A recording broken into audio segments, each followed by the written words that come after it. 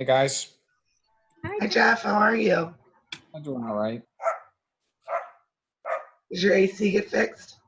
Finally, yeah, it got fixed earlier this morning. Oh, So good. Hi Santana, Alexa, hi Karen, hi Kira, Hi. hi John, Sandy, hi Sandy. John has a sunset behind him. That's so cool. Definitely illegal for John to be sitting on a beach right now if that's what you're doing, John.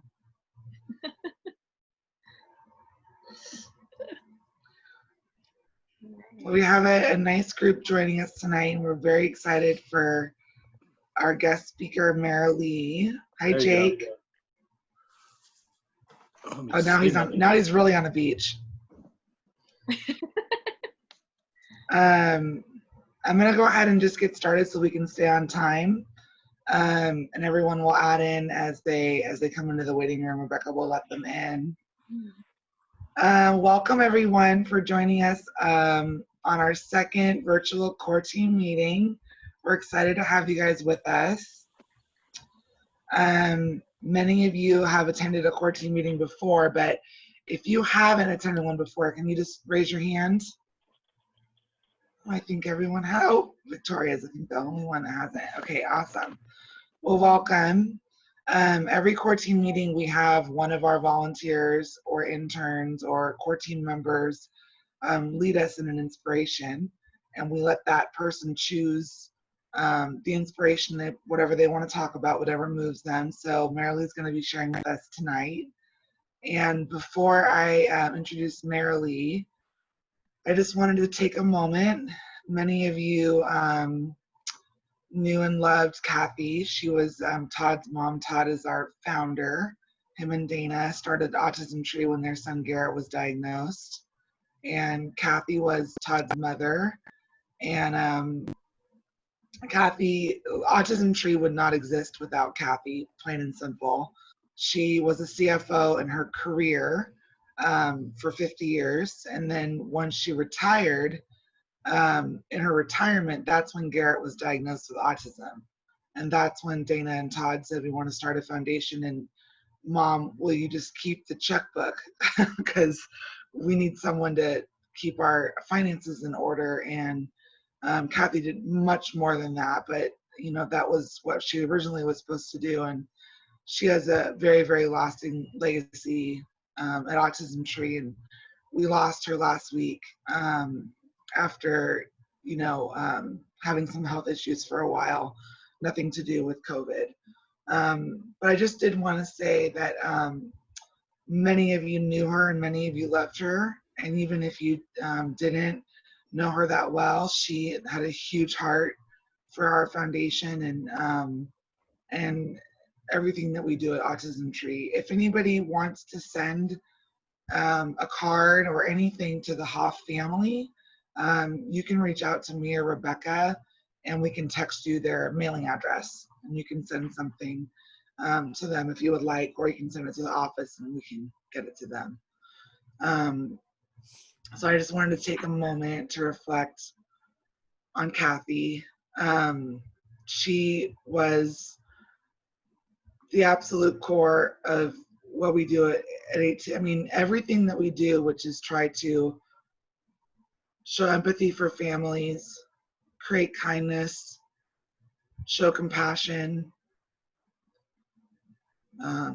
create a culture of generosity with our time, and inclusivity with our families and kids. Kathy exemplified all of that and more. And she was very, very humble in everything that she did. So we're very sad that she's no longer with us, but we know that her legacy will definitely live on. So if anybody wants to reach out to the Hoff family, you can just text me or Rebecca and we can get you their information. Next, I would like to introduce Marilee. Marilee is a speech language pathologist, and she has been involved with Autism Tree since our very beginning because she was Garrett's therapist when Garrett was first diagnosed with autism. We also have Bobby Hannah. Bobby, will you raise your hand?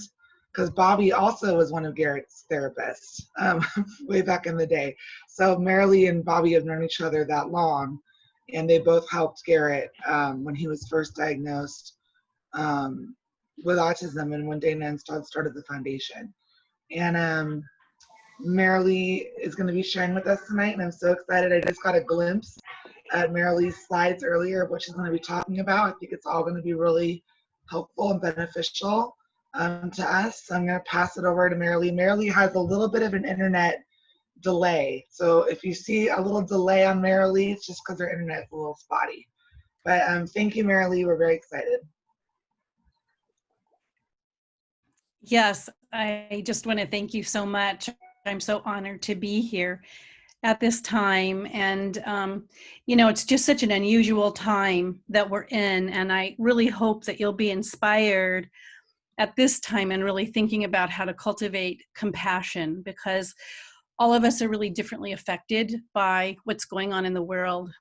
And that I think one of the ways we can help each other through it and support each other is through compassion and figuring out how we can do that. And if there's anything that we can learn from this pandemic, I think that is it, is compassion for ourselves, as well as compassion for others that we care about, and compassion for our world, that hopefully we can have, you know, a better outcome because of it. So that's really what was on my heart today, and why I chose to talk about compassion is because I feel like now is the time.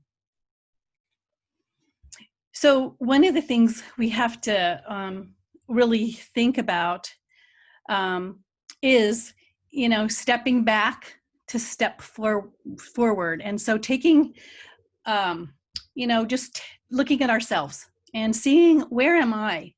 How am I feeling? And how can I help myself be in a place where I could support someone else? Or how can I have more compassion toward myself at this time? And one of the things I think about is from a researcher, Stephen Porges, and he talks about compassion requiring turning off our defenses. So in order for us to activate our brain in the best way for compassion, we have to really think about that and what's getting in the way. And we are trying to cultivate safety and proximity, and to enable physical contact. Really interesting things to think about right now, because we feel not safe. We can't be in proximity with one another and have physical contact. And so that's one of the things I think for us as we start to go re-enter into this world. How can we help ourselves do that? How can we think about that? So one of the things that I find really useful is using breathing or meditation or those kinds of things to help center us and to help get us in a space where we're activating our brain and body in a good way that can support our thinking about these things we're going to be talking about tonight. So I'm going to just take you through a few of these breaths to give you the idea of it. But in this meditation, we're just thinking about, when you breathe in, you're going to think about an image in the natural world, like animals, trees, mountains, ocean, rivers, flowers, sunshine, whatever is really comes to mind for you as something you want to think about. So when you breathe in, that's what you're going to think about. You know, the ocean or whatever brings you joy in the natural world. So you're going to breathe that in and have that visual in your mind. And then as you breathe it out, we are thinking about, how do we want to feel? Do we want to breathe out a quality that we're searching for? How can we come out of this stronger, fearless, calmer, more reflective, with stability, confidence, more open, perseverance, more generous, greater presence in our life, flexibility or acceptance, and courage, which we all will need, or just energy to take the first step out the door. Any of those things, that a quality that you would like to cultivate as we start talking about moving forward.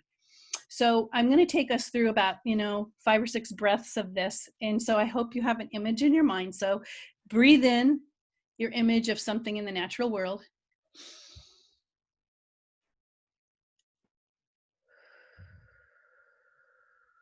and breathe out the quality that you would like to see. Breathe in.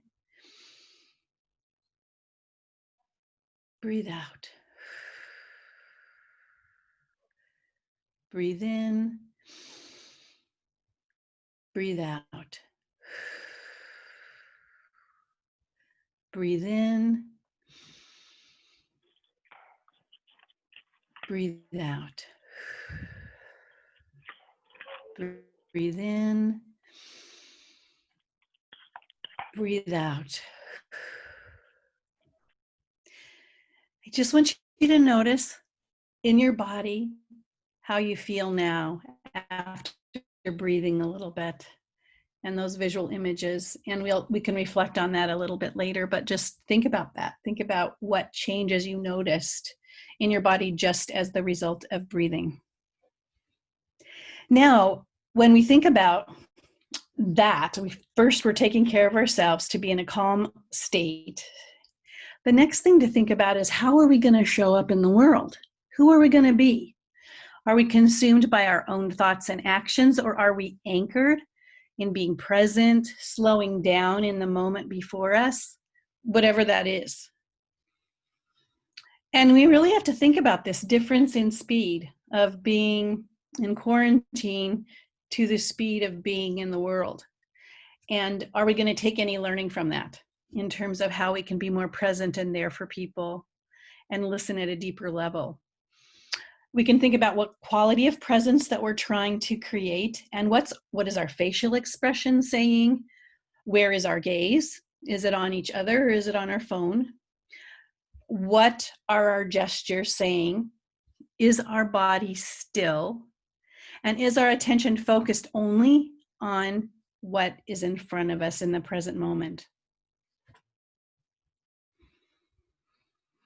So one of the most important things that we can do, and I think that's a learning in the COVID right now, is that we have to seek connection, sometimes whether we feel like it or not, with family, with friends, with community, like ATPF, and seek it out no matter what, even on Zoom.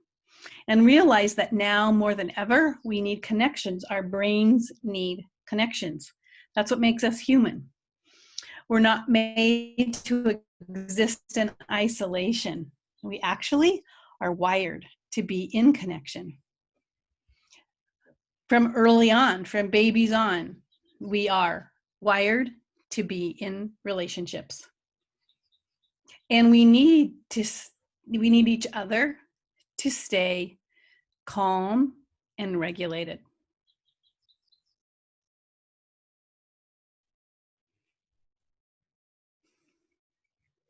And that's a perfect picture of that being calm and regulated. The other thing we can learn now is cultivating a growing awareness of feelings, to see and feel each other more deeply. Because what you see is not necessarily, it doesn't necessarily reflect what is felt. And even all of us here on Zoom, we present a certain way, but I can only imagine that each of us at a much deeper level are experiencing so many things. And that's a good thing to keep in mind. We're all holding a lot of emotion right now, a sense of loss, a fear of the unknown, uncertainty in isolation. And some may be holding hope and feel like this is a chance for change and are positive about it. We have each other and can reach out to those who know how to take a pulse check on how we are really doing. That's why that connection is so important, because you really want to make sure, as part of our own check-in, that we're able to express how we're truly feeling.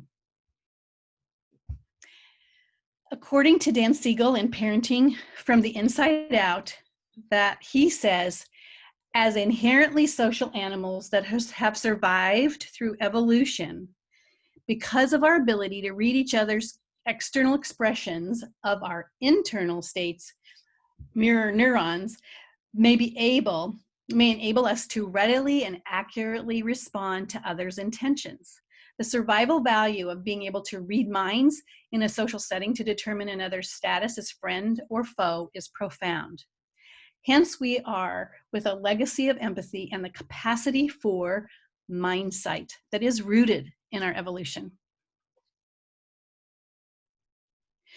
So now we're going to take a look at a short video by Brene Brown that will help us understand the distinction between sympathy and empathy, which I think is a really important thing for us to hold in mind as we're going out in the world. And as we approach other people who may be experiencing a variety of things, but certainly high among them may be loss.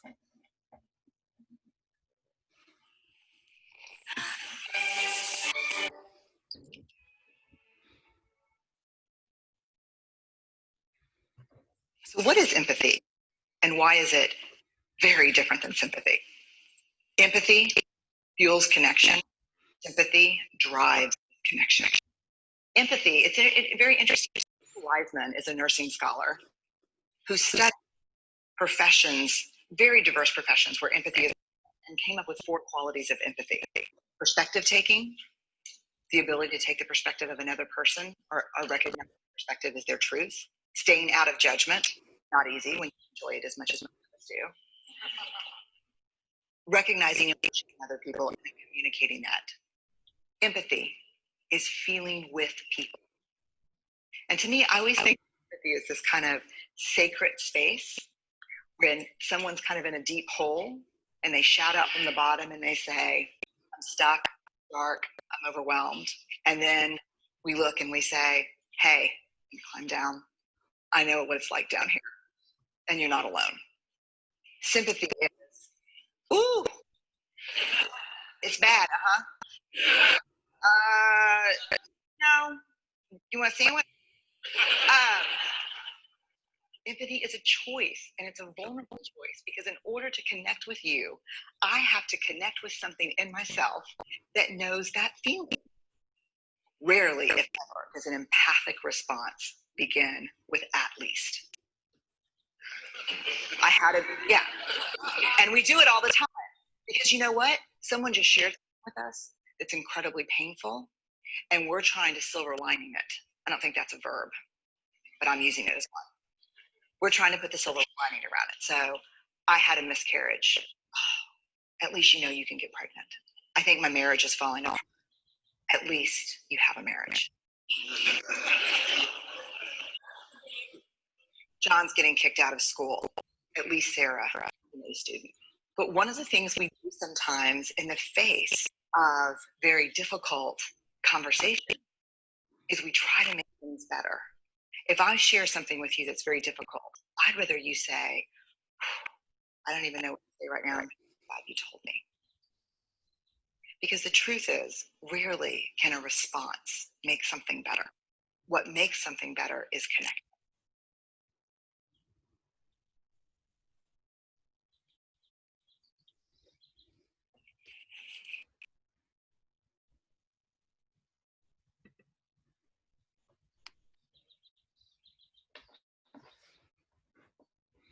So what we have in thinking about that in our exploration of compassion and looking deeper is really listening with your heart. And empathy is listening with your heart. This is about deeper listening and awareness and thinking about it in our own lives. How is that going to change for us in moving forward?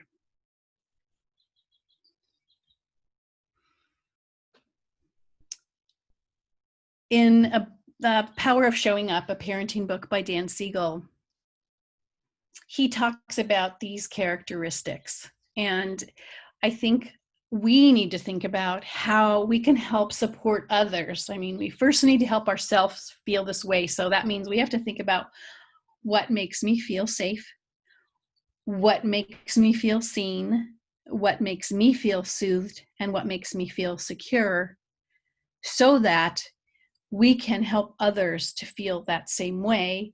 And we have to think about that. We have to think about how can we be sensitive to that, and also entertain the idea that maybe someone doesn't feel safe. and how could I help support them in that? And what we find when we slow things down and start to feel more present and breathe, that we find out of this stillness comes peace. Think about where you are and the importance of each of us finding peace through many ways, through breathing, through our faith, through prayer, meditation, connection, shared experiences together. If we are at peace, that will help others feel safe in a time where none of us feel safe. What we can be certain of is each other and how it is relationships that will see us through.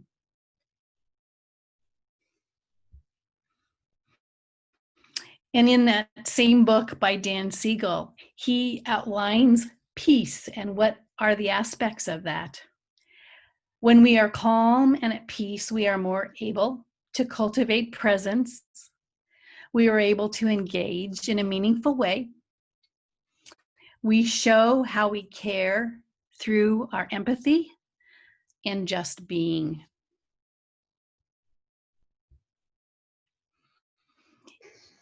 It is up to us to build this network and important foundation that is crucial to life and our experience at ATPF. We need each other now more than ever. Think about how you will be inspired to measure the quality of life you lead through your compassion. We all want to be safe, seen, soothed, and secure.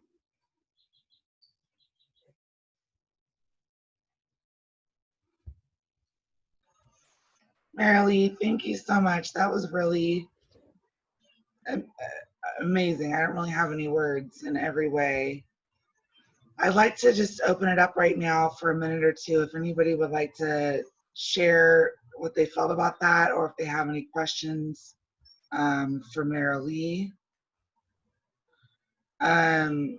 Someone wrote, and I don't know who it is. Oh, I think it's Bobby. Thank you, Marilee. You always have good messages. I have to get back to work. Great to see your sweet faces. Love you all. And I love that Brene Brown video as well. We'll make sure to send that in the follow-up email to you guys if anybody wants to share that. But if anyone would like to say anything right now, you can just wave your hand or unmute if you have a comment or question for Marilee. Before we move on, Jake, go ahead.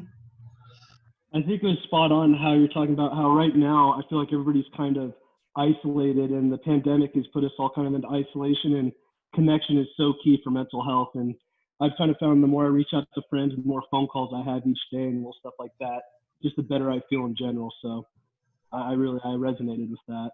Mm-hmm. Mm-hmm. Absolutely. Yes, the power of connection. Yeah.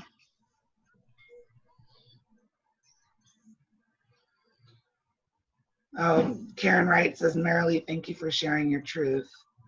I also loved the example of empathy versus sympathy.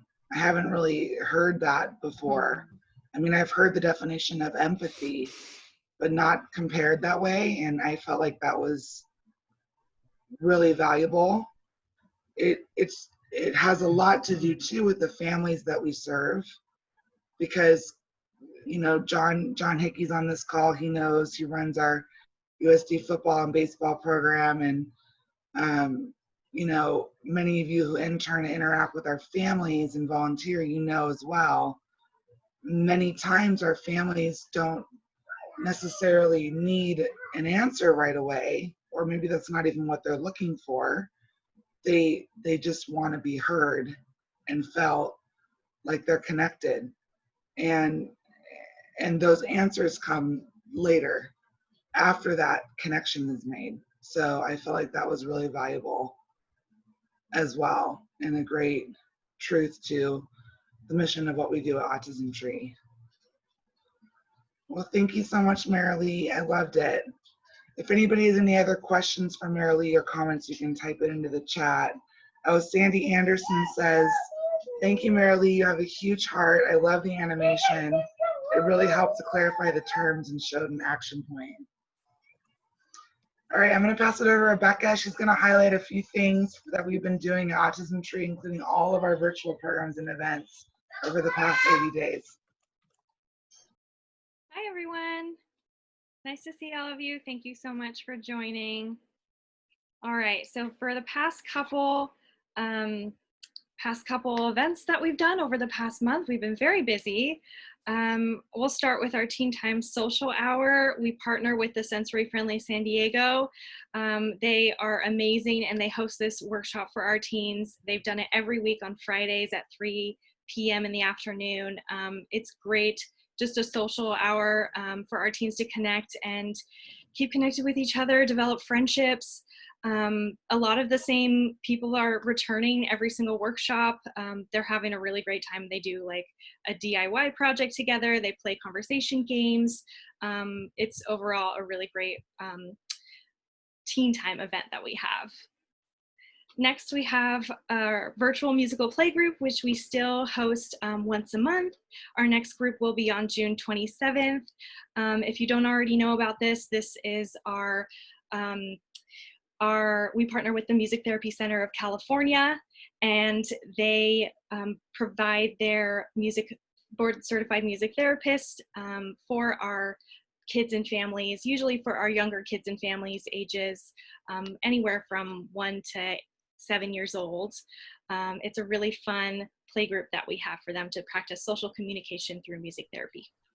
I do want to say also, since we have gone virtual, almost all of our programs, 17 of our 20 programs, the musical playgroup is a good example. When we host it at our office, we are limited to how many kids we can have in the office because it gets very crowded quickly.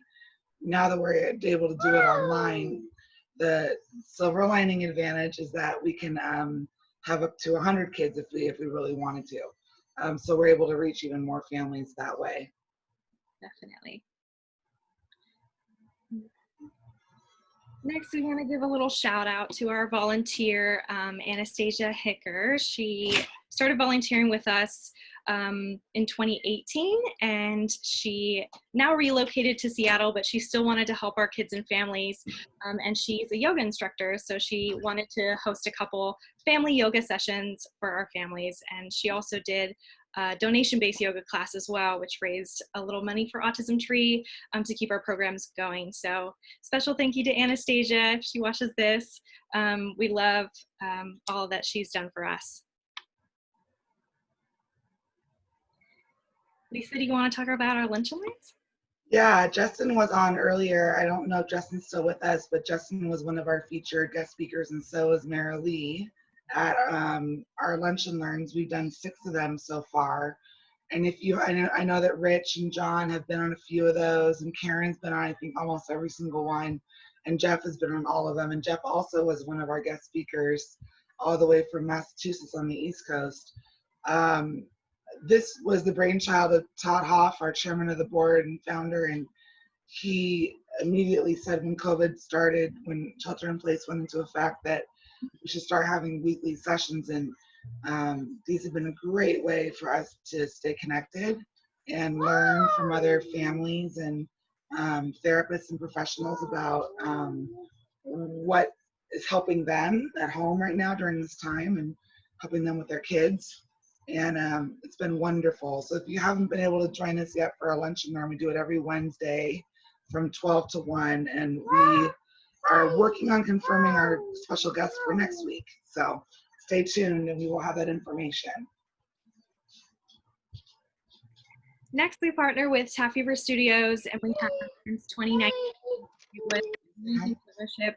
Larissa Hall is the owner there, and she provides these free dance classes to our kids and families. This was a connection through ATPF board member Linda Townsend, who was seeking tap classes for herself, and she met Larissa, and she made this connection when she found out that Larissa has a big heart for kids and families with special needs. So we hold these every week. Usually they have been in the past on Thursdays in the afternoon, and now that Sapphira Studios is doing a little bit well. They're going to reopen or start providing these on Saturdays, not in person, still in virtual, but on Saturday afternoons every Saturday. Next, we have our ATPF virtual Leggo Therapy sessions. Our Leggo Therapy program is so much fun, and we're excited to keep providing these virtually. We had to adjust the structure of it a little bit, but luckily we have a wonderful volunteer program director, Santana Getz. Santana, if you're out there, if you want to say a little bit about this, we'd love to hear from you. Hello.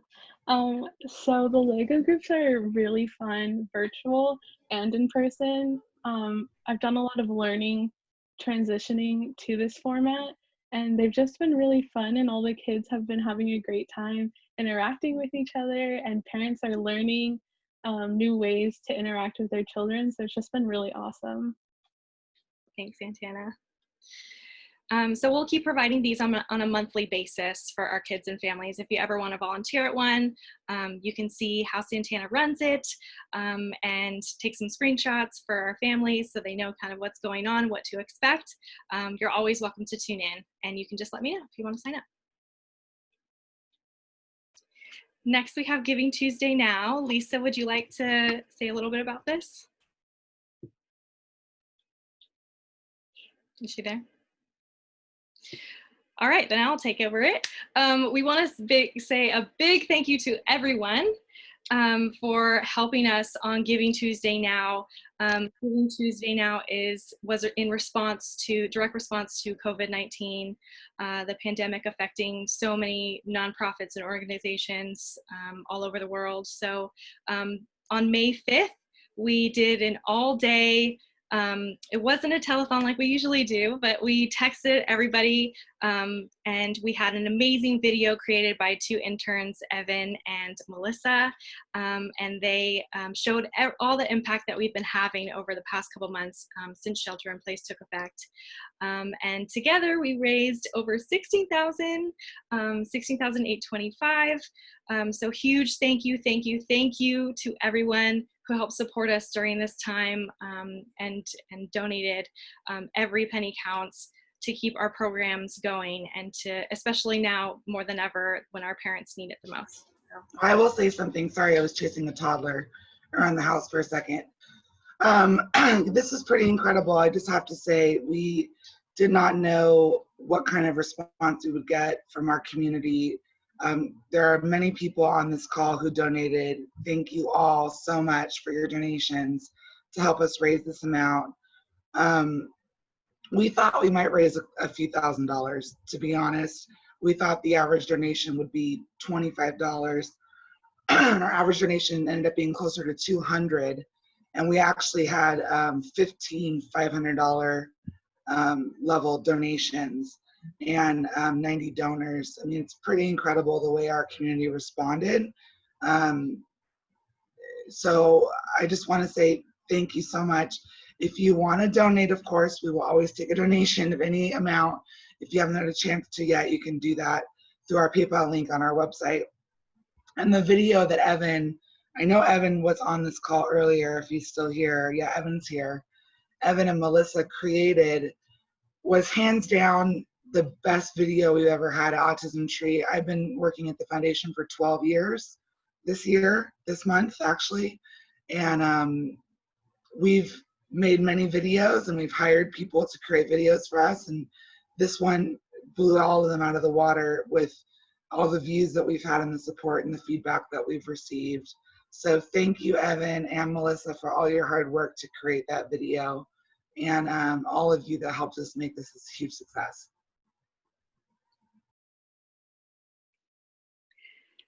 Next, I would love to talk about this really quick. If you weren't on our Lunch and Learn yesterday, our special guest was Otto Lana. Otto is 15 and he's non-speaking with autism. And Otto was completely unable to communicate until the age of 10, when he started working with a new speech language pathologist. and started typing on a keyboard. And suddenly he could communicate in a way that he'd never been able to before. Kids like that are called typers. So we have this typers Zoom meetup. We've been doing them 1 to 2 times a month during the pandemic. And it's been incredible. I think that even after, hopefully someday when this all ends, we will continue to do the virtual meetup for the typers. Otto said that it actually is helpful to many of the typers because they have a lot of OCD and anxiety about leaving the house sometimes or going physically somewhere, and this is easier for them. So we've had an incredible impact with this program. If you know anyone that would like to participate or if you want to volunteer, just reach out to me and Rebecca. And then our Ready, Set, Go workshop, Michelle Jodek is a new community partner to Autism Tree, and she's the leader of Vantage Point. They do job placement and job training for adults, teenagers, young adults with autism and who are neurodiverse. And she led an amazing workshop for our teens and young adults on some of the leadership skills and job skills they need during this time and just in general. We'd love to do more of these in the future. If you ever want to get involved and help out with one of these, they're a lot of fun. These have been great as well. Ian's not on the call tonight, but Ian Miller helps run these, and these is part of our Teen Time program. We've been doing virtual reality workshops over Zoom, and this is a great way for our teens to stay connected. During this time, we used to meet up in the office and have like 25 kids at a time come in and do the virtual reality headsets, and it was very cool. And now we're doing it over Zoom, and it's been a great way for our kids to stay connected. I also want to add from one of our volunteers, I want to do a shout out to her, Christina Guerra. She's been amazing. She's actually took over as an aide to John. Originally we had Chelsea Sterling, and she was wonderful, and then she moved on and passed it along to Christina, who is just as wonderful. And they used to come in once a week to our office and help us. And Christina now continues to help us as a volunteer, and she led our Teen Time virtual reality workshop this last on May 12th, and she did it she's originally from Boston, Massachusetts, and she originally did her presentation on traveling the States, which was really fun, and she's going to pass along the next presentation to a teen to describe their favorite state and kind of keep that going, so they kind of empowers our teens to share a little bit more and interact with each other more. So great idea, Christina. We love it. And Ian is amazing as well. Oh, Marilee can probably talk about this if you want to, Marilee. Our first virtual girls program. Marilee, do you want to talk about this for a second?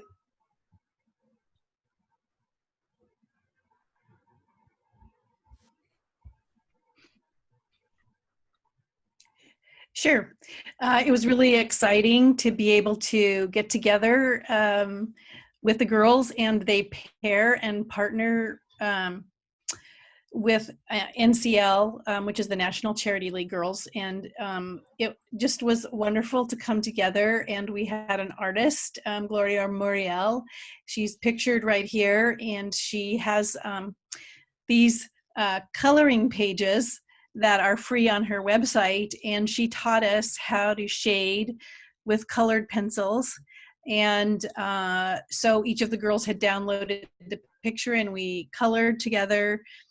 And but mostly that's just sort of a vehicle for the social connections that happen as a result of our coming together. There's lots of conversation and relationships that have been built over time. So it was really a pretty good translation from real time to virtual time. And it was just so exciting to get together again.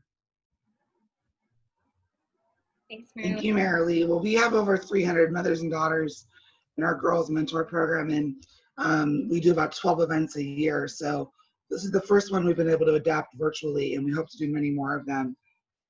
If anybody wants to volunteer for that, we would love it.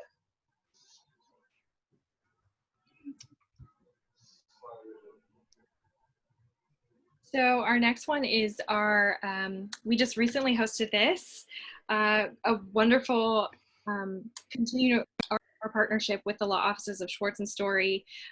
We partner with Matthew Story. He did an amazing advocacy training workshop for our parents. A lot of our parents are struggling with homeschooling their kids at home, and there's so many unknown factors about when we're going to return to school or what that might look like. So Matthew kind of laid down all of his knowledge about special education, distance learning, and kind of what they can, how to empower our parents to further advocate for their child in the education realm. So thank you to Matthew. Next, we also partner with Hearts and Hooves Therapy. They're based out of Ramona. The founder, Melissa Sargent, is amazing and wonderful. She has her own branch, and with the help of her daughters and other volunteers, she brings the mini horses all around San Diego to provide kind of therapy services to different people with special needs or different hospitals. So she's an incredible community partner that we have.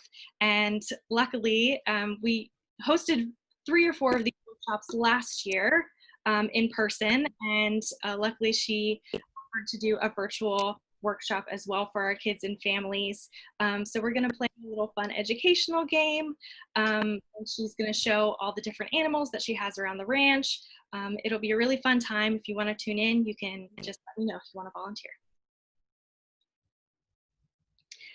And another amazing, a new branch of our parent mentor program is our special education advocacy workshops. Our next one is this Saturday. It's going to be led by our volunteer director of our parent mentor program, Michelle McGowan, who is also a special education advocate. She's also a powerhouse mom, 3 adopted boys, 2 with autism, and she's on board to provide this workshop for our parents to continue helping them navigate distance learning.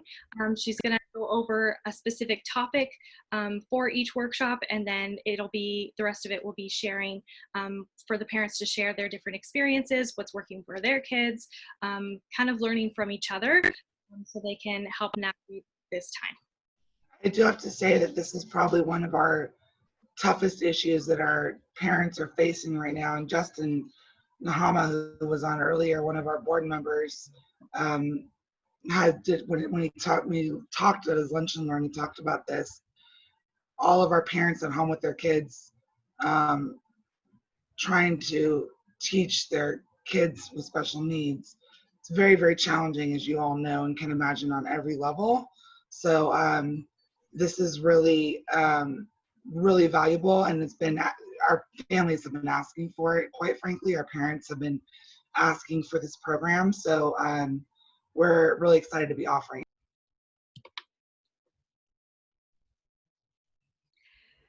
Next, we wanted to do a special shout out. Thank you and congratulations to all of our 2020 graduates.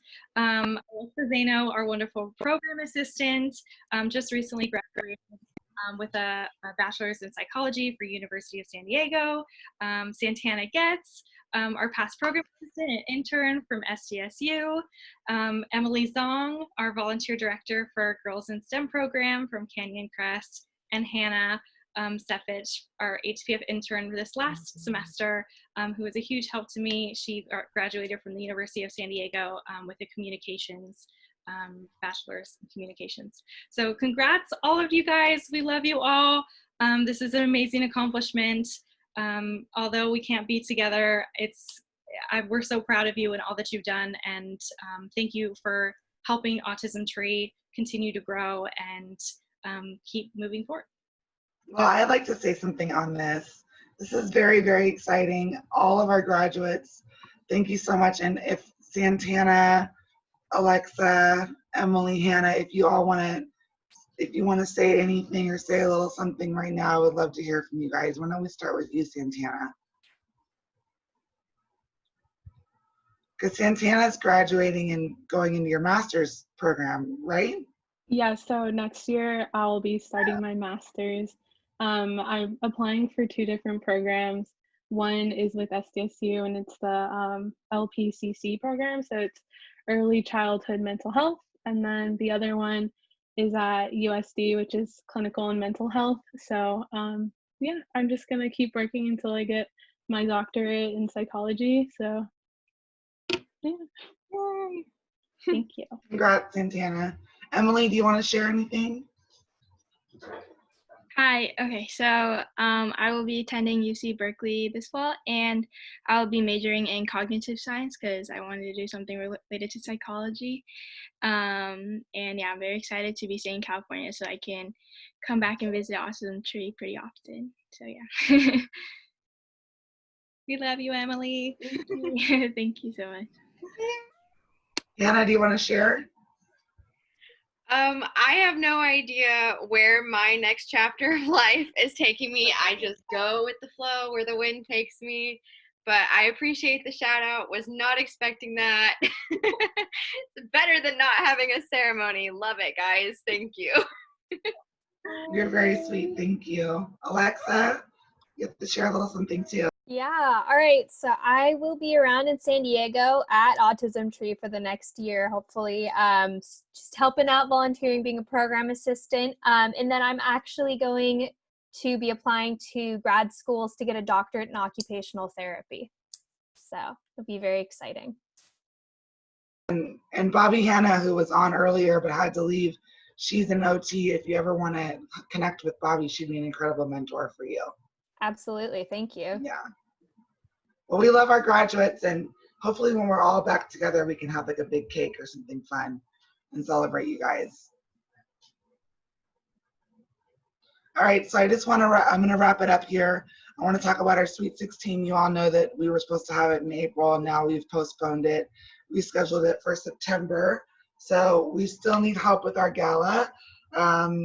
Whether that's going to be an in-person event or a virtual event, that's up to our board to decide and CDC guidelines. So we'll be figuring that out over the next month or so. But if you want to be part of our gala committee or help in any way, please reach out to me and Rebecca, and we would love to have you guys help us. We have lots of things we need help with. So what do you think it costs monthly to run Autism Tree and keep our doors open during the pandemic, which is different than regular times because we don't have as many program costs? Does anybody have a guess? You can post it. No guesses? Okay. So it costs $15,000 a month right now during this time. And the good news is that we raised almost $17,000 on Giving Tuesday. So that's incredible. We covered a whole month's cost. And we also applied for some of the grants that are available right now through the government. And so we're hoping that we'll be able to secure some of those as well. But we just passed the 100,000 mark raised since January 1st, 18% of our operating budget. So that's a big blessing. Many nonprofits have that are much larger than us with larger budgets and larger staff have to furlough workers and close their doors. And we are very fortunate that we have not had to do that. During this time, we're very, very thankful to our donor base and our partners of community partners and our grantors who have helped us to stay afloat, and we continue to do that and look forward to that for the rest of the year for 2020. So if anybody would like to share anything before I wrap it up, if we were at the office, we'd probably have a cake and I'm sure some wine or champagne to celebrate our graduates for sure. Definitely. But I'd like to open it up for anyone that would like to share. Sandy Anderson says, congrats, graduates. We're so proud of you. Jeff Snyder says, great job. ATPF members who are in the class of 2020. If anybody else would like to share anything before we finish, I have a toddler crawling on me. Yeah, Sandy. Hi, yeah, I was just messaging Becca. Just, exciting more information for helping Scripps Mercy in Chula Vista that Becca's helping head that up with collecting all the great goodies. And that was an awesome post on the newsletter that went out. I saw that, Becca. That was really awesome. So we have been messaging with Chaplain Mark, Joel and I, and Chaplain Mark asked Joel permission to the column that we had for Autism Tree that we've been using. He animated it, and it's now going 24/7 in the lobby of the hospital. And so it's really cool. So check that out. It's on Joel's page. I think it's on ATPF's page too, isn't it? Yeah, you guys shared that. So, but we asked Mark what else he needed, and he says, I need scrub caps for all our staff. And so I'm like, okay. So Joel wants to learn how to sew. So this is perfect. So he and I, donned our getup, and we went to Hobby Lobby and bought fabric. And so we had a lot of fun. So Joel is making a video that he can send out for ATPF to post. And so you all get the heads up so you can learn how to sew. So there's a very easy video that Mark sent us of exactly what we need to do. It's very easy to do. And so Joel has put out a challenge for ATPF Cares to make 100 caps. So you only have to make 90. So anyways, there'll be more to come on that. So if anybody sews or knows how to sew, and it's very easy sewing, or somebody who does, a grandma or whatever, keep us posted on that. So you'll hear more about it, but that's coming up. And Chaplain Mark and Alma and all them at Scripps Mercy are just so thankful. And everything that ATPF you guys are doing is bringing a smile to the faces and helping with healing and restoring the patients and restoring the staff. So thank you guys for all you're doing. It's incredible. And I think even Marilee, that could be a really good, maybe a project for the next girls program. Maybe you guys get together and sew some scrub caps, or maybe for one of the teen groups we could do that. We could, maybe Emily for Girls in STEM. That could be really fun to do. We could incorporate maybe that into some of our programs. I love it, Sandy. Thank you. Anyone else? Anybody else want to share or say anything? I just want to throw one thing out. I thought Sandy may have mentioned it, that the SpaceX launch, supposed to have been yesterday, is now Saturday, has a USD mentor program connection, because Sandy, Thomas was your third son?